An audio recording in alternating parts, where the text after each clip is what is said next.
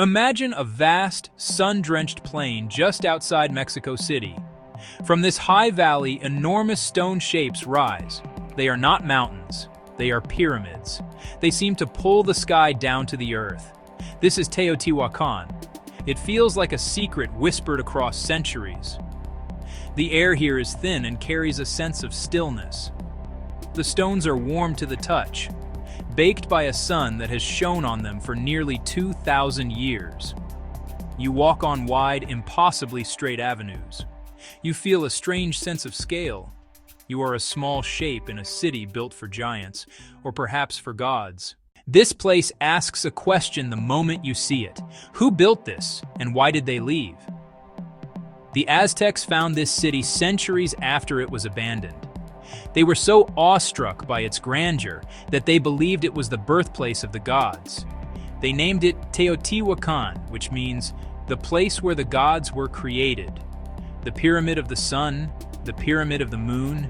They walked the long, silent road connecting them, which they called the Avenue of the Dead. They felt the same mystery we feel today. The original name of the city is lost. The names of its rulers are unknown. Its language is gone. All we have are these magnificent, silent structures and the stories they refuse to fully tell. Visiting Teotihuacan is more than just a sightseeing trip. It's a journey into a profound historical puzzle. It's an opportunity to stand in the footprint of a civilization that rose to incredible heights and then vanished. Look around, notice the order. Teotihuacan is not a random collection of buildings. It is a masterpiece of urban planning. The entire city is built on a strict grid, aligned with remarkable precision to celestial events. The main artery, the Avenue of the Dead, runs north to south. It doesn't point to true north, but is intentionally tilted about 15.5 degrees to the east. Scholars believe this alignment was deliberate, perhaps to mark the rising sun on certain days of the year or to orient the city with the sacred mountain Cerro Gordo. This tells us that the builders were master astronomers. The city's timeline is a story of slow beginnings, a spectacular rise, and a sudden mysterious fall. It began as a small settlement around 100 BC. Over the next few centuries, it grew steadily. Around AD 100, a massive construction boom reshaped the city. This is when the Great Pyramids were built. By AD 450, Teotihuacan was at its peak, a metropolis over 20 square kilometers, about 8 square miles. It may have housed more than 125,000 people, making it one of the largest cities in the world at the time. Then, around AD 550, things began to change. Evidence shows major buildings along the Avenue of the Dead were deliberately burned, and people abandoned the ceremonial core. The central spine of Teotihuacan is the Avenue of the Dead. It's more than 40 meters wide, 130 feet, and stretches over 2 kilometers, about 1.5 miles. The Aztecs thought these were royal tombs. In reality, they were ceremonial platforms or foundations of temples and elite residences. Walking this avenue is like reading a story. Each structure a chapter, the Great Pyramids the exclamation points.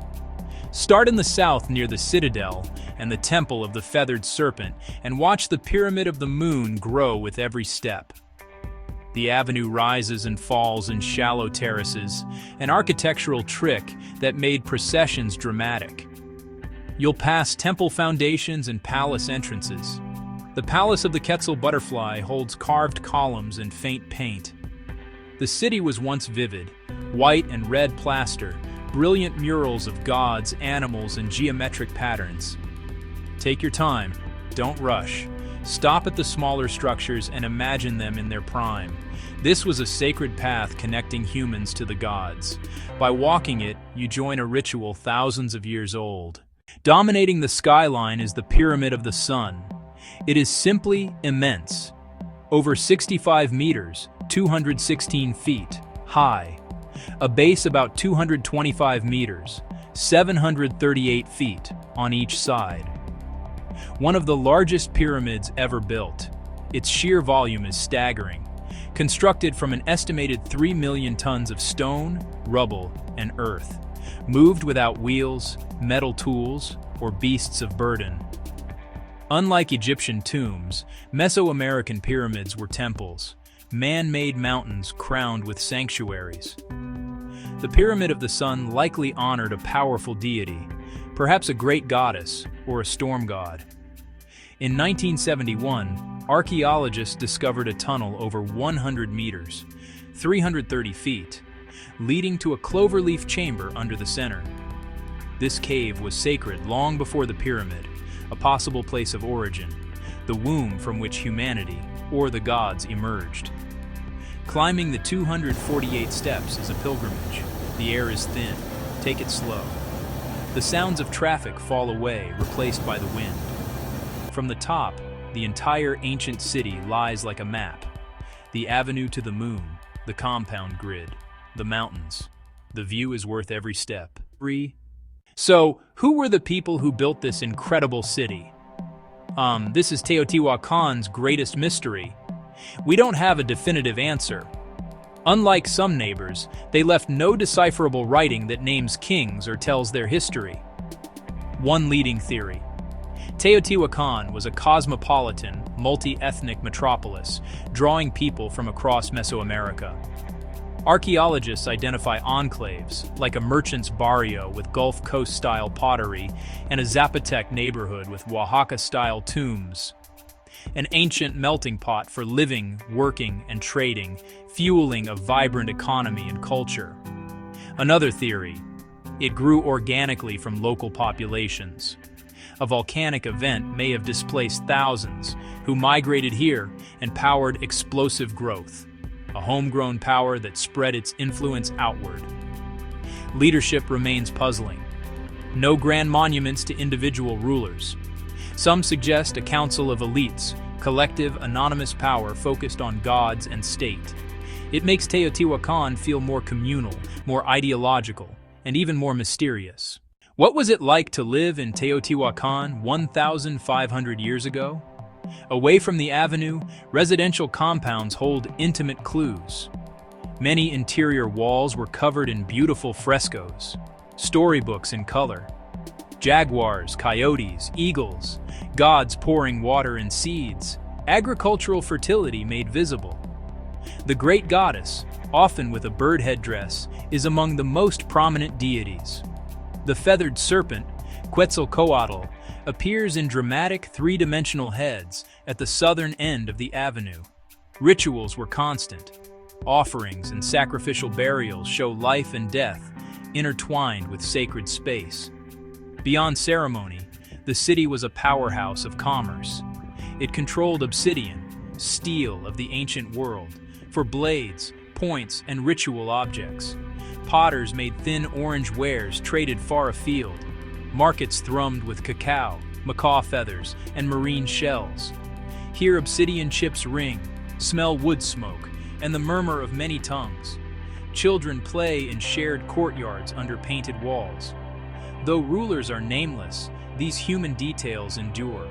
Work, family, and faith played out in the shadow of the Great Pyramids. For centuries, Teotihuacan was the sun in the Mesoamerican sky. But around the year 550, clouds gathered. The end did not come slowly. It came with fire and fury. Temples and elite palaces were systematically burned. This was not random vandalism. It targeted symbols of power and religion, a great unraveling of the social and political order. What caused such a collapse? One possibility is internal rebellion. Farmers and craftspeople rising against burdensome demands. The pattern of destruction supports a popular uprising, an attack on rulers and their ideology, not the entire city. Another theory points to environmental stress. Teotihuacan depended on intensive agriculture. A prolonged drought, suggested by proxies, could have triggered famine, despair, and flight. External pressures and disrupted trade may have weakened the city further, perhaps even conflict. Most likely, multiple forces converged, a perfect storm of strife and scarcity. By AD 750, the great city fell silent, its pyramids left to the wind. Ready to go? Visiting Teotihuacan from Mexico City is easy and rewarding. It's about 50 kilometers northeast of the city. The most affordable way is by public bus from Terminal Central del Norte. Look for Autobuses Teotihuacan. The ride is about an hour. You can hire a taxi or use a ride-sharing app. Guided tours often include transportation, a guide, and sometimes lunch. Open daily, usually 9 a.m. to 5 p.m. Always check the official INAH website for current hours and prices. Arrive early. Morning light is beautiful, air is cooler, and you'll beat the crowds. Weekdays are quieter. Wear comfortable shoes. Pyramid steps are steep. The high-altitude sun is intense. Bring a hat, sunglasses, sunscreen, and water. Vendors sell more near entrances. Visit the Museo de la Cultura Teotihuacana at the start to see artifacts, pottery, and mural fragments, and get context. Hiring a local guide can transform your visit, pointing out hidden symbols, explaining murals, and answering questions. Respect the site. Stay on paths. Don't climb fragile structures. Never touch murals. This is a precious piece of world heritage. As your day at Teotihuacan comes to a close, find a quiet spot to sit. Look back at the Pyramid of the Sun as the light softens its edges. Let the scale sink in. Think of the hands that cut and placed every stone. Think of the minds that align this city with the stars. Think of the hundreds of thousands who lived and died here. The silence is filled with the weight of their history. Teotihuacan doesn't give you all the answers. That is its gift. It leaves you with questions. Who were they? What did they believe? Why did they vanish? In a world where we can Google almost anything, the enduring mystery here is refreshing. The past is a foreign country. This city is more than a ruin. It is a lesson in humility and awe, in fragility, and in what humans can achieve together. It connects us to the drive to build, to believe, and to search for meaning. You came to see pyramids, but you leave with a deeper sense of time. Go and listen. The journey is worth every step.